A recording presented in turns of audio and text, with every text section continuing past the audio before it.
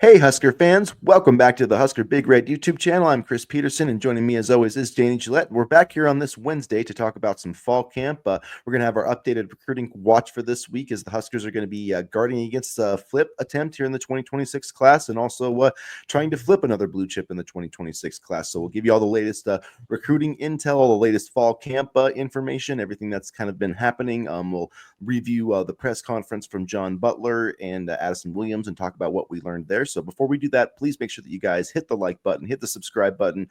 Do us a huge favor there if you haven't already. Get into the comments section. Let us know what you think about Nebraska's recruiting efforts or the latest fall camp information. And before we get into it, Danny, how are you on this Wednesday morning?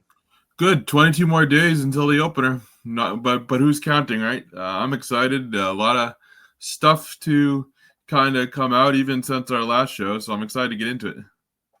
Yeah, a lot of defensive coordinator John Butler met with the media, secondary coach Addison Williams, Riley Van Poppel. I think there might have been another player or two that met with the media, but so we had kind of the offense up first this week, and then we went to defense. But before we get to that, let's start out with our recruiting watch. I know it's been a little bit slow on the recruiting trail with the season coming up, which makes sense.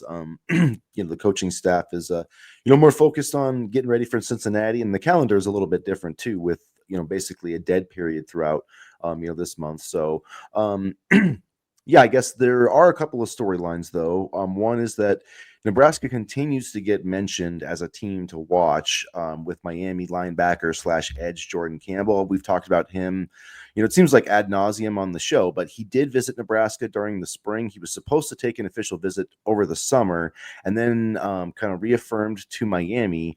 And now, according to Chad Simmons and some others, Nebraska basically is pushing for a flip, and there's a chance that he'll get a visit this fall. So I know that's somewhat repeated information, but Nebraska's consistently been mentioned with Jordan Campbell, and I think he's a guy that they potentially have a chance to flip in this 2024 class before signing day. He's ranked very highly, according to the On3 rankings. The 6'2", 220-pound edge is 185th overall as a 4-star, the number 23 edge, and the number 25 player in the state of Florida. So if they could find a way to flip him, that would be a great commitment for Nebraska.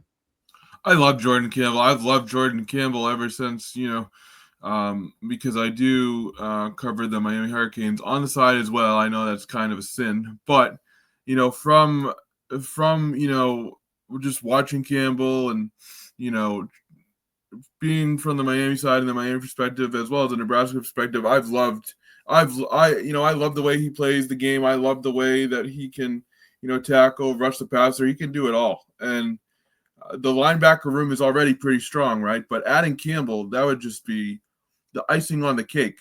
I just love the way he plays. He plays fast. He plays strong. He plays disciplined. So if Nebraska were to flip Jordan Campbell, that would just add to an already loaded linebacker room. And Brian Munson of Husker Online reported that if there's going to be any more commitments in the 2026 class, they're probably all going to be coming on the defensive side of the ball. So Jordan Campbell, Cameron Wilson, the Syracuse commitment is another guy to have on the radar. I think Tadarius Hughes, the cornerback / safety committed to Florida State is another guy. But losing, it would be great to add Hughes, but in terms of guarding against the flip, Danny Odem is still out there, and I think Michigan is a team that we talked about. Ohio State's been talked about quite a bit too. They lost a commitment to North Carolina. Ohio State did recently. Michigan missed out on their top cornerback target, Devon Benjamin, who went to Oregon. So now it seems like they're kind of circling back to Danny Odem and James Dunnigan, who has been committed to Kansas. And that guy, he's also been mentioned. Nebraska has been mentioned with him too. So there's a few kind of cornerbacks that are floating around there. So I think if Nebraska did happen to lose Danny Odem, then I think they would go after the Dunnigan kid who's been committed to Kansas, who's actually from Manhattan, which is interesting because that's the home of Kansas State. So just a little background information there. But Danny Odem, 6'2" cornerback, one of the best man corners in the country. He dropped outside of the top 200 recently in the 24/7 composite rankings. So somebody must have dropped him down a little bit, which I don't really understand. I think his ranking should be moving up, but regardless, how much do you think Nebraska is going to have to sweat this out until signing day? All the way till signing day. I was excited when he committed, but I thought this was going to be a commitment, and I know I've said this on here before, that Nebraska's really going to have to guard against until signing day, and it's all part of the fun, quote unquote, of recruiting, right? But Odom is a dynamic corner. He's a great man corner, like you mentioned. He's an excellent coverage corner. So if Nebraska were able to keep him, that would be awesome. But I would not be shocked if Nebraska loses him, not because they didn't try to keep him, but just because he's so highly valued and highly coveted. So I mean, I guess one good thing to note from Munson, again from Husker Online, is that basically said in the sources that he talked to, it doesn't essentially, if Danny Odem, what he said is, if Danny Odem is less than 100% committed, he's kind of doing a great job of masking that, or that's not what he's communicating to other people. So if he is less than 100% committed, that's not what he's telling people close to him. So Okay. I mean, right now I think Nebraska's in a good spot, but when you get really good players, like you said, you're going to have to guard against them till signing day. My gut tells me right now Nebraska's going to keep him, but you never know. I mean, that's the thing in recruiting; you just never know. I think there's going to be a last minute late push, kind of like we saw with Jeremiah Jones type thing. But I do think that Nebraska ends up keeping him. They're just going to have to put in the work to do so. And when you have a highly touted player like Odom, this is what you're going to have to do. And I'd rather us have to guard against keeping highly touted players than not try at all, or, kind of fail to recruit that position like we have in other years. So to shift a little bit now to the 2027 class, a couple of guys coming off the board with offensive line targets. So Cameron Wagner, who a pretty talented offensive tackle. He he's 6'6", 300 pounds, out of St. Joseph, Illinois. Trey Taylor territory, 197th overall in the 2027 class. And Trey Taylor had kind of been working on him. They were communicating quite a bit. He just visited Nebraska not long ago, but he eliminated Nebraska. They did not make his final list. So he's kind of off the board, which, a little bit disappointing. I thought he was one of the guys that they, had a chance with in that 2027 class, especially kind of with the regional proximity to Trey Taylor. However, you're not going to win every recruitment. And then another along those same lines, Tristan Dare, who also visited Nebraska. I think Dare visited in the spring, and I believe Wagner visited over the summer. I could be getting that wrong, but they both visited at least within the past few months. He's out of South Lake, Texas, and he committed to Michigan this week. So just a couple of targets coming off the board in the 2027 class, and nothing to panic about. Guys are coming off the board, quicker than ever, and that's even in 2026. I think if you look at, I saw something. So this isn't going to be 100% accurate, but I think of like the top 300 recruits, maybe there's like 20 or 30 that are uncommitted, something like that. So it's a very low percentage of prospects. So the recruitment process keeps getting accelerated. And so we saw that with a couple of 2027 targets this week.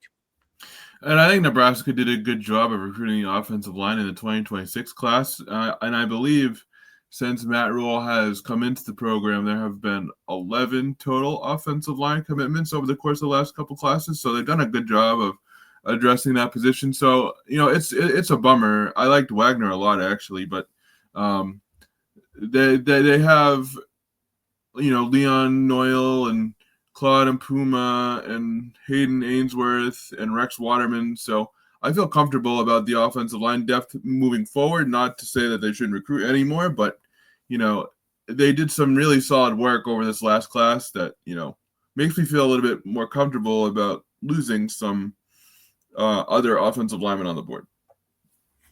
All right, so we'll switch gears here over to fall camp. We're in our second week of fall camp with the Huskers, and on Tuesday we got to hear from defensive coordinator John Butler, secondary coach Addison Williams. We heard from Riley Van Poppel.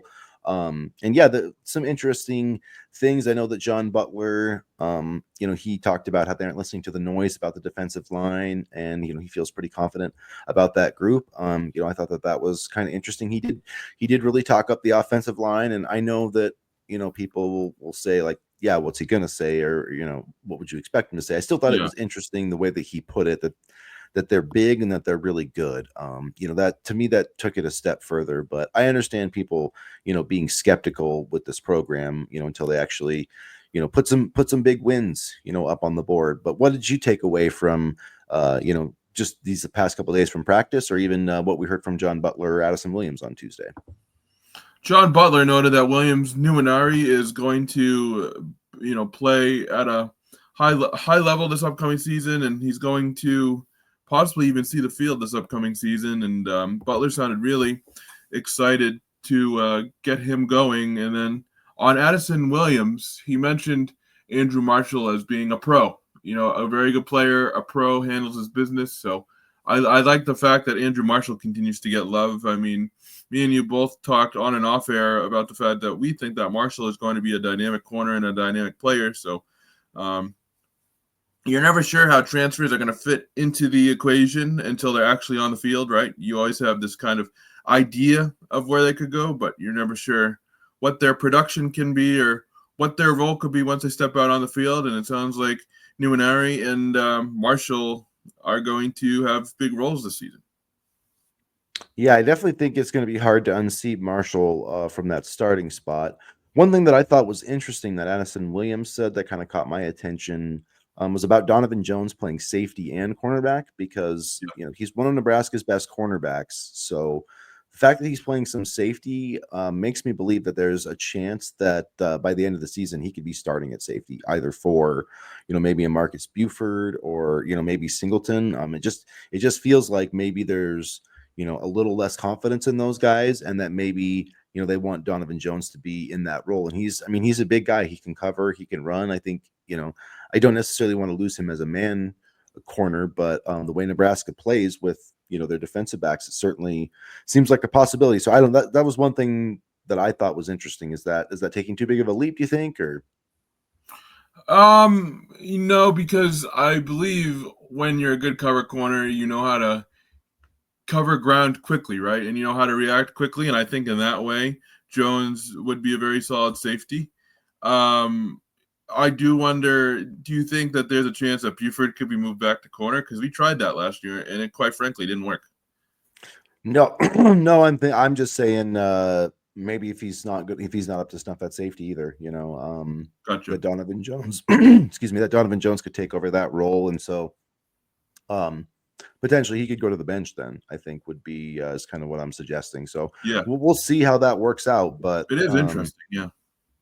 But I thought that was, to me, that told me two things. That one, Andrew Marshall, I took away that Andrew Marshall is cornerback two outside of Sayer Wright. Like those guys are going to be your starters week one. And I'm I'd be fine with convinced. that, for the record. I'd be Yeah, totally happy with that.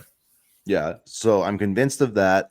And then I think Hartzog, Buford, and Singleton are in those roles. But I think Donovan Jones is playing well enough that he's kind of pushing for playing time. And I mean, there was always talk that maybe he could be a safety anyway.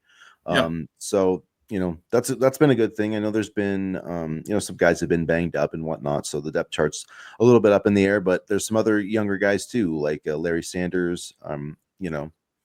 Larry Tarver, Amari Sanders, that could be in the mix too, and Mario Buford as well. So Yeah. Bryson Weber, another guy. So Jameer we'll see. I Khan. mean, yeah, Jameer Khan. And last year at this time, we weren't really talking much about Sayer Wright. He was kind of, for lack of a better term, an afterthought. And then after the Illinois game, he was Nebraska's best cornerback. So that's how quickly these things can change. So what is necessarily happening in fall camp isn't gonna play out, during the season.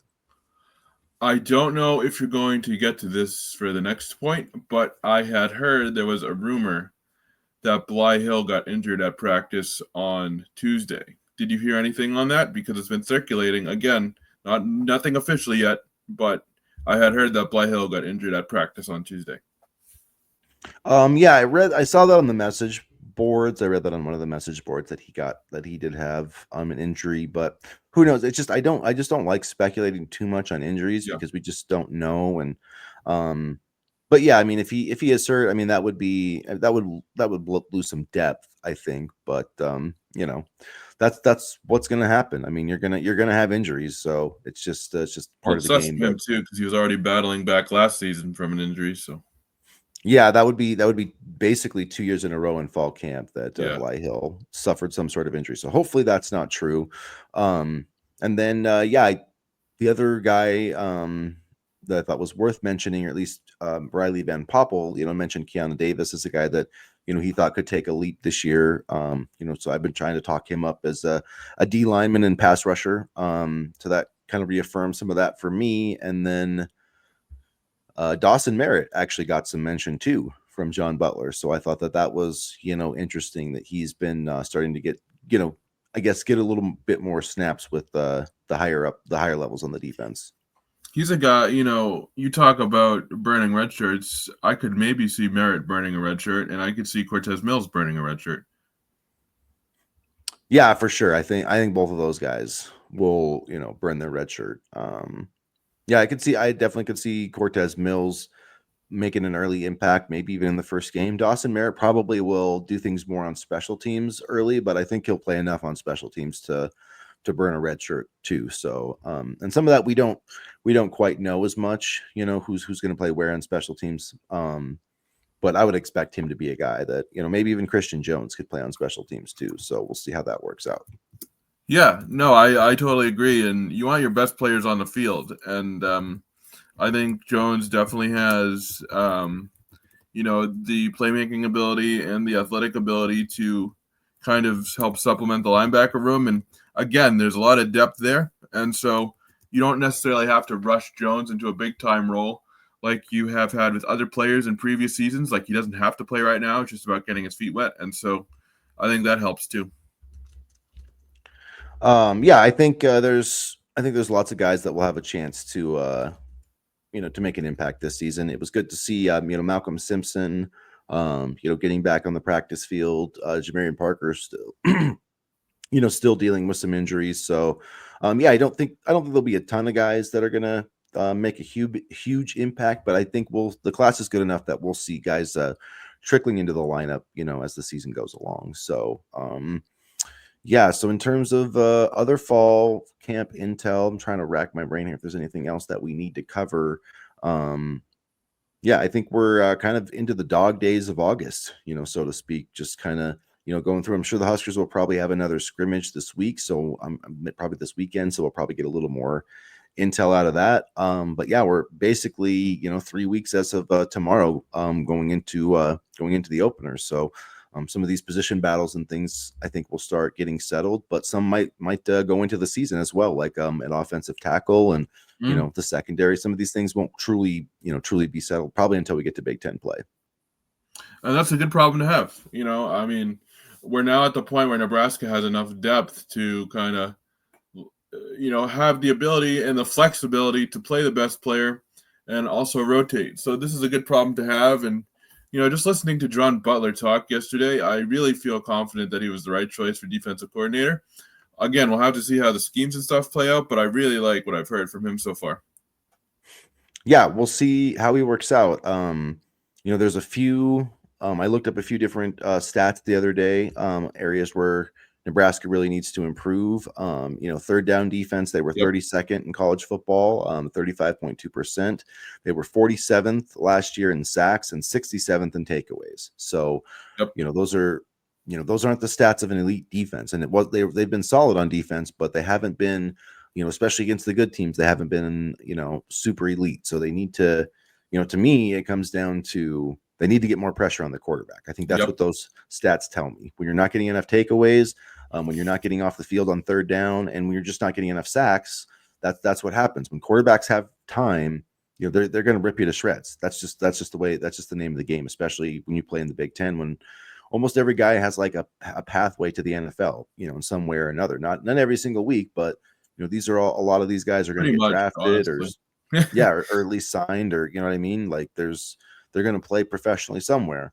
So I'll be looking at those numbers this year. The turnovers on offense weren't that bad. They had actually more than 2023. They had 19 last year. They had 18 in Rule's first year. But they got 17 takeaways in 13 games. That's just not enough. You got to get more. Yeah, and I'm really looking at pressure because there were times last season when the quarterback could have read A Tale of Two Cities and two books of Lord of the Rings before Nebraska even got pressure on him. So that's what I'm really looking at. I mean, you can't give these good quarterbacks time, like you said. And also, I feel like Tony White didn't really do a good job of drawing up pressure schemes or pressure packages or created innovative ways to get to the quarterback. And I feel like John Butler could do that. For me, I saw that during the Pinstripe Bowl with Vincent Shavers, and how Shavers was able to just explode off the line of scrimmage and get to the quarterback. So I'm hoping there's some, schemes and things like that where Shavers and, a lot of the other pass rushers can really flourish. Williams Nunari. We just talked about him. I feel like he could really benefit from pressure packages from Butler. So we'll see. There's a lot of options to play with for pass rusher, I think, more so than in other years. But I'm very, getting pressure on the quarterback is a must, in addition to third down defense and takeaways. But for me, getting sacks is huge. Yeah, it's all related. I mean, it all connects. So, all right, you guys, we will wrap up there for this episode. Make sure that you guys get into the comment section, hit the like button, do us a huge favor, and hit the subscribe button if you haven't. We are the channel for hardcore Husker fans. So, I mean, if you found this channel, you've definitely got to be a hardcore fan. So, hit the like button, hit the subscribe button, turn those notifications on so you don't miss any of our future content. And as always, go Big Red. Go Big Red.